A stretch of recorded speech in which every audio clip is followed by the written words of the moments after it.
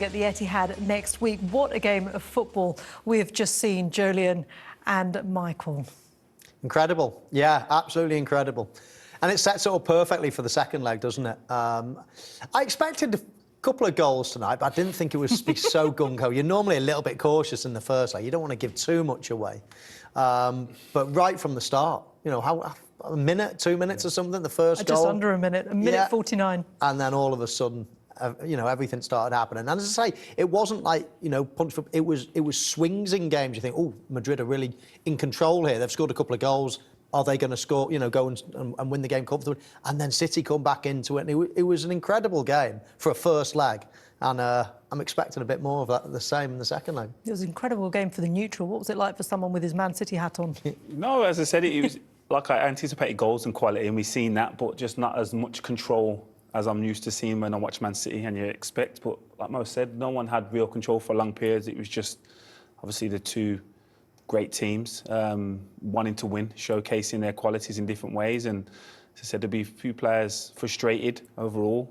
But again, you can't take nothing away from either sets of players because they both created enough opportunities to win the game. Yeah, they gave it their all, didn't they? How much will that bother Pep, that, you know, lack of complete control that he loves his sides to play with at this point of the season? Or is he just happy to get a result now before the second leg? Well, it's all about a result, of course, but, you know, it's obvious to say the better you play, the more control you have of a game, the more chance you've got of getting a good result. So you've got to go into any game focusing on performance. The result is a byproduct of that. So I think he'll be disappointed with the way they played overall, but pretty happy with the draw. And as Jolyon says, it's all about control of games for Pep Guardiola. But you can't expect to go to the Bernabeu. It's probably the hardest place in the world of football to go. And to have it all your own way, to score 3 goals and to draw a game, you know, I'm sure he would have taken that beforehand. So, you know, yes, he'd probably want more. He's a perfectionist. But sometimes you've got to think, oh, OK, there are other good teams in the world as well. And Real Madrid are certainly one of those. Yeah, they certainly are, aren't they? And they were 2-1 up at half-time. We saw 3 goals in 14 minutes, but we had to wait over 40 for the next goal. And do you know what? It was worth the wait. Phil Foden with an absolute screamer. Yeah, again, we've seen him operate in a more central position in the second half, and this is where I think he operates the most impactful on games. And he creates this opportunity out of nothing. It's not a great first touch, but I think he knows what he wants to do before he receives it, which makes up his mind, and it's probably the only place he could score more. I mean, the way he took it on his back foot, I mentioned when we saw a couple of clips of him before the game, the way he takes it front foot, the way he takes it back foot. He took it there on the back foot to take it away from the defence. You know, it was an unbelievable finish, and there we go. They're best mates, aren't they? Pep Guardiola doesn't normally show that emotion with his players, but that's a fabulous Do you know what? If you'd missed that goal by Phil, you'd be looking at Pep Guardiola's face thinking, has someone done something wrong? Is he really angry? But he was actually just... Just seriously talented boy, isn't he? That really ability to be able to manipulate the ball, to take the ball on the right foot. I mean, normally it takes people 2-3 touches to shuffle a ball into position, then to hit it.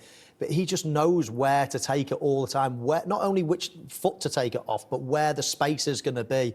And that one, he just, as I say, lets it go across his body, onto his back foot, into the space, and then, I mean, unerring finish. Yeah, what a finish. His 22nd goal of the season, 5th in the Champions League this season as well.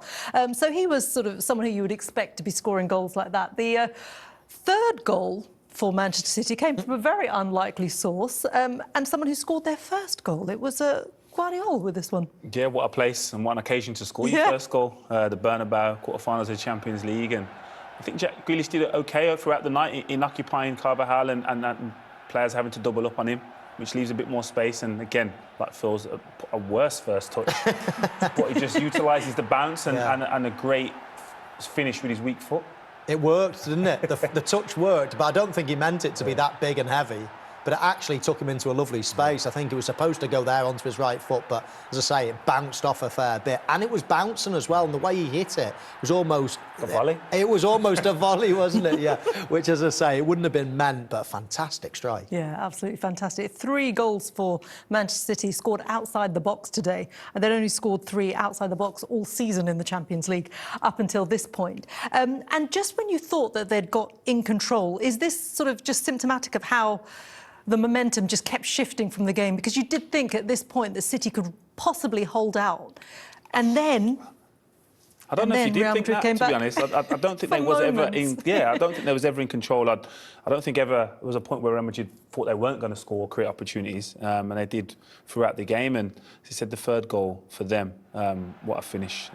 Arguably as difficult finish as any goal all night. And Man City have got numbers back there. Guardiola gets caught, misjudges the flight, but Valverde's finished there. You can't take anything away from What him. can he do there, do you think, Joey? Yeah, I think I'm talking about Guardiola. Yeah, I think he got to anticipate the flight of the ball a bit quicker, assess that he's not getting there, and Archie's run behind. I think he runs in front of Diaz, which then means he's coming back on himself to then try and block a shot. Where I think if he judges the flight a bit sooner, he can then rotate his body around the back of Diaz. So to get in line with the balls. And line yourself with the shot rather than trying to anticipate the cross. I think you've got to recognise that I'm not getting that earlier than he does. And they said he's still relatively young, so there's probably more reps he has to go through and understand that he's not getting there. Yeah.